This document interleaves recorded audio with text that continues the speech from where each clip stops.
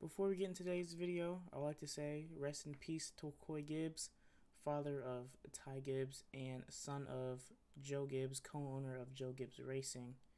May he rest in peace. Hey guys, JayTKix here, back again with another video, and today we're going to be going over the XFINITY Phoenix finale. And I want to do something a little different here. Instead of like going play by play through the race like I did with the truck race, I'm going to try to just hit the key points of the race that I saw. So first key point of the race is that Ty Gibbs absolutely dominated that race. If he didn't win, that would have been a big choke job on his part. He led all laps of stage 1 and 2. He every restart he was just gone. His pit crew was on it. The pit crew didn't skip a beat once, but JRMs did. We'll talk about that later. But Ty Gibbs literally, like, I counted him out before coming into this weekend, and I just didn't think he was gonna win it. I was biased against him, and that's why I kind of said that opinion. I'm not trying to save face and be like, oh, I actually predicted Ty Gibbs. I didn't predict Ty Gibbs. I went 2 for 3 on the weekend. We'll talk about Joey Logano in a later video. But I did oversee Ty Gibbs winning this weekend solely because I was biased against him. I didn't really rock with him. Pre-Phoenix, I didn't think he could pull it through. He proved me wrong. He proved me as a hater wrong. But he's still gonna have to prove a lot of people wrong in the future, because what he did in the XFINITY series was detrimental. Now, I'm not saying that I'm necessarily a fan. I probably won't be for a while, but he definitely still has some learning and growing to do. But all in all, congratulations to him. He really ran a great XFINITY year, getting the second most wins. He's got 7 wins in the year, totaling after winning in Phoenix. Noah Gragson got 8, and honestly, I said on Twitter, I said the most undeserving guy won during that night, but that was like in heat of the moment tweet. Looking back on it, he really did work really hard that race, but all season specifically. Get where he was on Saturday, and he really just simply drove his way to that championship. No doubt about it. He's a wheel man, and he can drive that car. So Ty, you said this week, I let my family down, I even betrayed my family. Does that make it all the more sweeter to deliver a championship to them today? I just, the mistakes I made last week were completely unacceptable. And the only thing I could have done this week is gone out there and win and drive respectfully, and I feel like I did that. And thank you to my team. I once again apologize again to the 19 team and my whole organization, but the only thing I knew moving forward is do better. That's something I work my hardest at, but forget about that now. It's time to celebrate a championship with all these guys' hard work, and it's just amazing. Now on to the junior motorsports side, the JRM side. Noah Gragson, Josh Berry, and Oligeyer. It was 3 Chevys to 1 Toyota, 3 Camaros to 1 Supra, 2 teams, 1 JGR, 1 Joe Gibbs racing car, that was Ty Gibbs, 3 Dale Earnhardt Jr. racing cars, Noah Gragson, Josh Berry, and Justin Oligeyer. And I have not seen that many consistently bad pit stops in my life, and I'm a Bubba Wallace fan. That's saying something coming from me. Like, I have never seen a team drop so many how am I trying to phrase this? Greater than 14 second stops, greater than 13 and a half second stops. 13 and a half is like the golden point for a 4-tire, a significant amount of fuel stop for the XFINITY series. Constantly post 14 seconds. Like, 14 seconds is your threshold to be like, okay, you kind of dropped the ball, but you can pick it up on the restart. They kept getting bad pit stop after bad pit stop after bad pit stop. And let me check my notes here. Josh Berry in stage 1, at the end of stage 1, had a 19-second stop. A 19-second stop. I don't know if I can find footage of that on YouTube, but if I do find footage of that stop specifically, I'm gonna put it in this video, because 19 seconds, and then they all had jack issues. I think it was Justin Oligeyer specifically, he had the worst one. They are having jack issues trying to get the car up to change the tires. Now, I feel like that's more just like a spontaneous thing. That's not really fault of the Jackman, but it still happened, and it happened more than once in the race, really. And their pit stops were just off all day long. They just could not get it right, whether it was fault of their own, the pressure got to them, victim of circumstance for failing equipment, who knows. But the pit stops was really the killer for the first, for Justin Allgaier and Josh Berry. Those were the killers of the race. And another thing, Noah Gragson, I don't want to say he choked, because there was a lot of things in this race that happened that was out of his control to really prevent. Like, there was a lot of cautions that gained him spots on pit road. He would gain, and then racing with Ty Gibbs, he would fall back a little bit, or he took the lead at some points in the race. He got up there far ahead of Ty, but then, oh my gosh, the smoking gun on I'm not using that term right, but the thing that destroyed Noah Gragson's chances was lap car after lap car after lap car. The lap cars destroyed Noah Gragson's chances at winning, especially in the final 5-10 laps.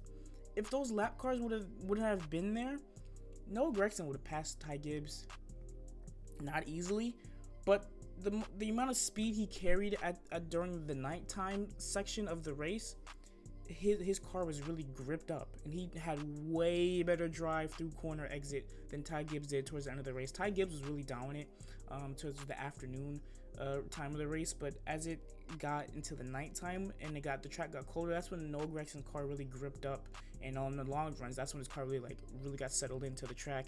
And as the racing line evolved from bottom to mid throughout the race towards nighttime, that's when Noah Gragson's car really got snugged up, is when that high line came in. But Noah Gragson, his car control, it drove the bottom, it drove the middle, it drove the top really well in all 3 seconds of the track at the end of the race. Like, he could really put that car anywhere he wanted to, and so could Ty Gibbs, but not as well as Noah Gragson's car was able to do it. Noah Gragson was really able to put his car on multiple different points of the track and try different lanes to get around Ty Gibbs and to get around the lap cars. But the sheer amount of lap cars that happened in succession really screwed Noah Gragson, because he would take a line, and then the lap car would come out of his exit, and it kills the momentum, and he cannot catch Ty Gibbs. That literally happened on the last lap. If there was no lap cars in Noah Gragson's way, that race, I don't know if it would have been his to win, but he would have had a way better fighting chance. Probably would have won it. I feel like Noah Gragson would have got just a little scrappy. He has that dog in him, but not this weekend. We'll talk about that again later. But Noah Gragson could have done something if those lap cars did not screw him. And the lap cars almost screwed Ty Gibbs at a point late in the race too. Like, them lap cars were just in the way. They were in the way this weekend. I don't know what was happening. I really do not know what the heck was happening. And speaking of, Noah Gragson could have been a little scrappy towards the end of the race had he got to Ty Gibbs. Ty Gibbs was around people all night that either alluded to doing something to him, or flat out said, I'm going to do something to him, whatever. So many people were talking down on Ty Gibbs' gangster, and no one tested it. So he got an A+ in my book. No, Brandon Jones was behind Ty Gibbs multiple points. Noah Gragson, the guy who was talking big on Ty Gibbs' name, even on championship media day, Saturday morning before the race at 6 that night, Noah Gragson was still talking big on the media stage at the track. We didn't get here by accident. We have won, and we've won a lot, and we've earned our way into the playoffs here, or the Final Four. So it's going to be exciting. It's definitely a privilege to be a part of this group of 3.5 men, and just really excited to race for a championship. And then come time to put the money where the mouth is, or put the tire where the track is, put the bumper where his bumper was, Noah Gragson was nowhere to be found. Brandon Jones, even though he never really explicitly said he was going to get aggressive, Noah Gragson even never explicitly said he was going to get aggressive, but Noah Gragson was talking that big, but he was acting little when it came time to get that action going. Like, people who were mad at Ty Gibbs had various amounts of moments to do something to Ty Gibbs. Ty Gibson walked that block in and out clean. He walked in their hood in and out clean. Ty Gibbs walked out unscathed. He walked into a lion's den with a suit full of meat and a top hat of A1 steak sauce, and he walked out freshly cooked with a championship trophy in his hand. Like, I'm appalled. Y'all was talking massive game for the past week, scrutinizing this man as he deserved. I mean, he really did something really sucky to his teammate. He deserved most of what was said towards him. They was talking fat game for the past week, and come time to do what it do, they wasn't doing what it was doing. I mean, I don't know what it was, because Brandon Jones, even though, like I said before, he never said he was going to do anything, he had many restarts behind Ty Gibbs, directly behind, or a point where he could have cut the dog leg and just got to his bumper. Even though, I mean, he just didn't do anything. Brandon Jones didn't do anything. I didn't think he was going to do anything, because Brandon Jones doesn't strike me as that kind of aggressive type. He doesn't really strike me as that kind of guy. He's like a passive, let it come to me kind of driver, which, you know, you can't hate, because not everyone wants to be just like shoving everyone out the way like he got shoved. Like, I get it. I get his driving style, but it comes time, sometimes you just have to, like, put your personal value, like, don't take this advice, but certain times you would have to take your values, your personal values, and push them aside to really prove a point. Like, hey, I'm not here to mess around. I'm here to get my checkered flags, get my hardware, get my trophies, and I'm here to show y'all I'm really not here to be a backmarker. I'm that lead dude. I'm the dude you want to hook, because you know I'm gonna win if you don't hook me. Like, you know what I'm saying? Like, sometimes you just gotta put yourself out there in that uncomfort zone.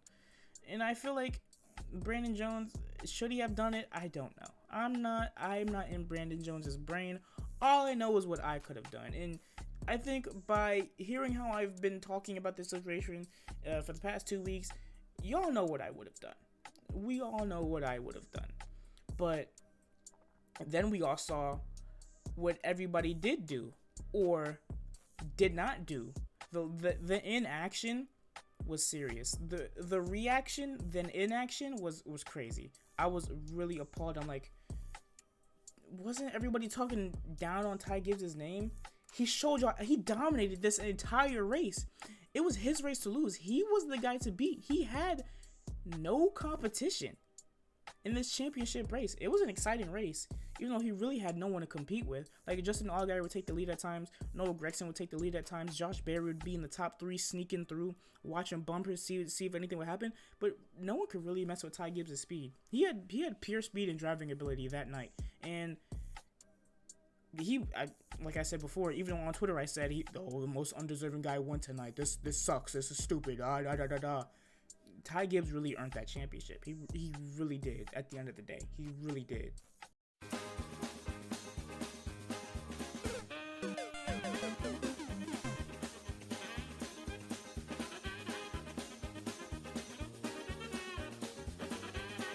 Hey, bro, watch your jet. Watch your jet, bro. Watch your jet!